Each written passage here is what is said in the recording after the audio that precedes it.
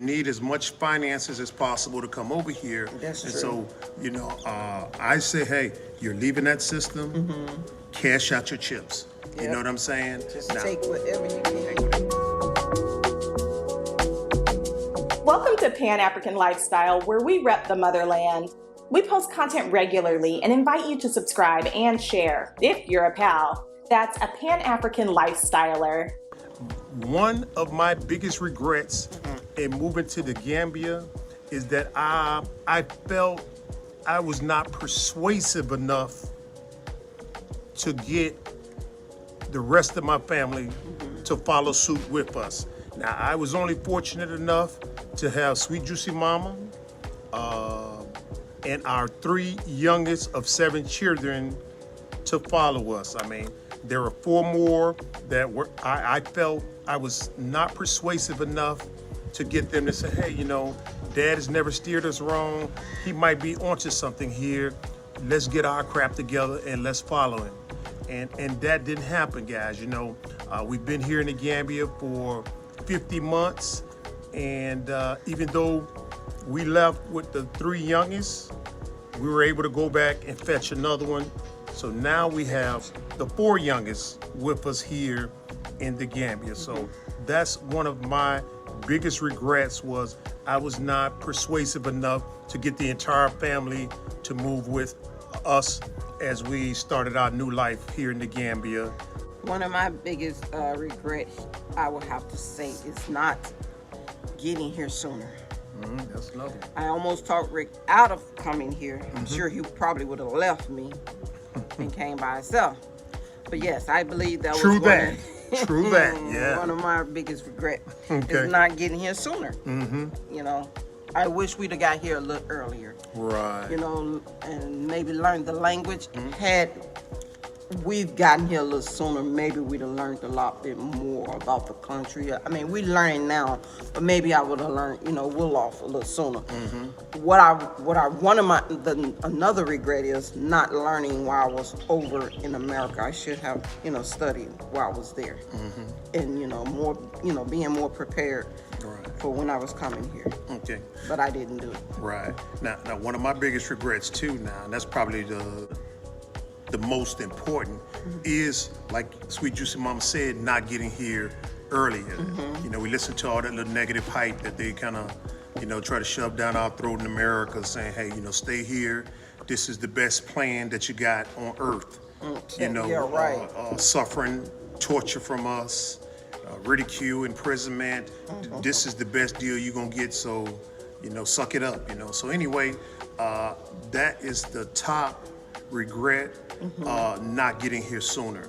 Now you can kind of look back in retrospect and say, yeah, we didn't do this as well and we didn't do that as well, but finances do run a part of making that transition. Need as much finances as possible to come over here. That's true. And so, I say, hey, you're leaving that system, cash out your chips. You know what I'm saying? Just now, take whatever you can. Take whatever you can. Now, if you plan on going back, then you might want to kind of contemplate the impact on your credit score. You know how they say That's some garbage. Yeah, you want this elusive credit score so we can loan you money and stuff, which they never do. But With a high interest rate. with a high interest rate. So, we know how that game plays. You can have the perfect credit, but if they don't want to give you the money because of your melanation, you just ain't gonna get the money. And I can speak about that from experience. But again, the point that I'm trying to make is we didn't get out of the illusion soon enough. Yeah. Our story was we were supposed to leave in 1991. We didn't leave until 2016. You see what I'm saying? So for whatever it's worth, hey, we did get out. And so those of y'all that are And we're not going back. right, and those of y'all that are saying, I'm gonna wait till I retire or something like that. Hey guys, you don't know what's gonna happen. You understand what I'm saying? Yep, And so- that's true. Like so- we said it before all this happened, what's going on now in the world, we told you guys they're gonna lock everybody down. I don't sure know enough, why they we did. knew that, but and they did do it exactly the way we said it. We didn't know what was going on, but we knew they were gonna lock you down. Right. And this is not the end of what they're doing. Right. It is And- not. And just to dwell on that a little bit more, guys, you want to accumulate as much money as possible when you're coming over here. Now, I can't remember exactly the amount, but I think we came over here with about, what, $5,000 or $6,000? We actually came over here with $6,800. In cash, you understand? In cash. In cash, guys. Yep. And we sent a bunch of equipment and stuff. We didn't have a clue Nope. how we was gonna pay for that, but we knew if we worked like we did in America, we were gonna figure out a way to get that stuff out, which we did. It We is did what we it had is. to get out, and that's what we wanted to do. We got out. We had a ticket in a day. It was time to go. It was time to go. We wanted to get set up here, and we wanted to do it quick, Right. and that's what we did. Right. Now, guys, another regret of mine is don't look for the perfect scenario to get out of the illusion.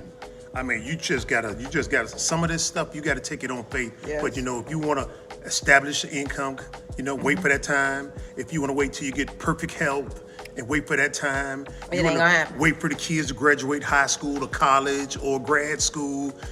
It ain't gonna happen.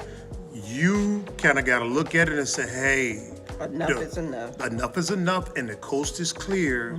It's time for me to get up out of here. Like my grandfather used to say, it's time to make haste.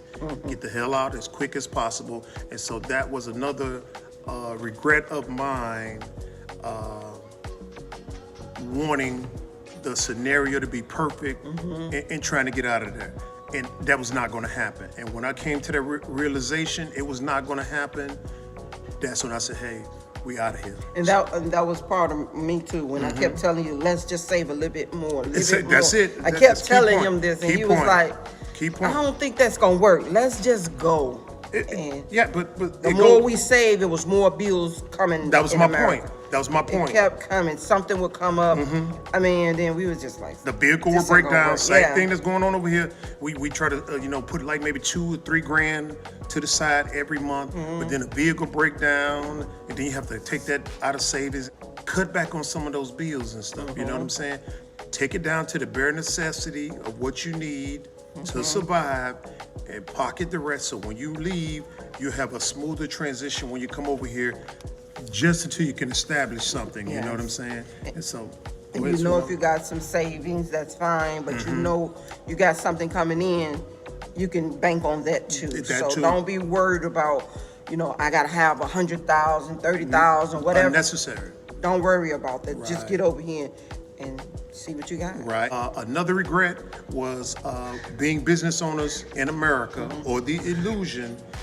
We tried to bring as much equipment over here as possible to enable us to develop a business and start generating some income and start helping our brothers and sisters on the continent as well as ourselves. Now, one of my biggest regrets was and it goes back to finance again, I was not in a position to bring as much equipment over here as I wanted.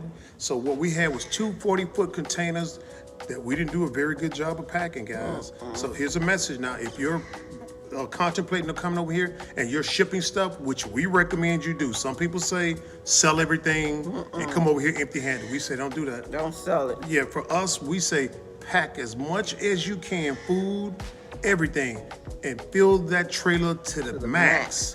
I mean, you don't Top, sides. you don't want to see any air in there. And I mean, guys, If you gotta get an elephant to push it in for you, pack it. I mean, we did such a horrible job of packing, guys.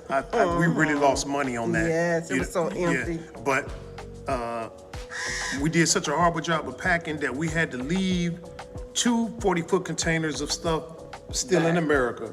But if we would have packed properly and had some experience in this, we'd have only had one storage in America for 2 years. Yeah. That's the period that we stayed here until we went back to get it and stuff. So that was like maybe $200 a month. That's $200 a month. And that was for 2 years. Yeah, for 2 years. That's a lot of money over here to be wasting. Yeah. $200 a month and stuff back in America. Especially when we first got here, we needed those funds. Yeah. We did what we had to do. You do what you got to do. You know what I'm saying? Because certain people, they'll take from us. It don't even blink an eye. and some of us like to feel that we're better, and we have to stay on this high moral ground and be trustworthy and all that good stuff. And that keeps us at the bottom, guys. That keeps us at the bottom. You cannot run a race if you don't start the finish line, if you don't start the race at the same space, at the starting line. If those people in front of you 10 meters and you trying to run a 100-meter dash, you're 10 meters behind, guys.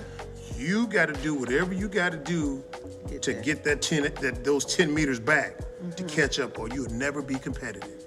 Thanks for tuning in to Pan African Lifestyle. Share your thoughts in the comments section and follow us on TikTok and Instagram at Pan African Lifestyle to be inspired. For awesome PAL merch, check out panafricanlifestyle.com/shop.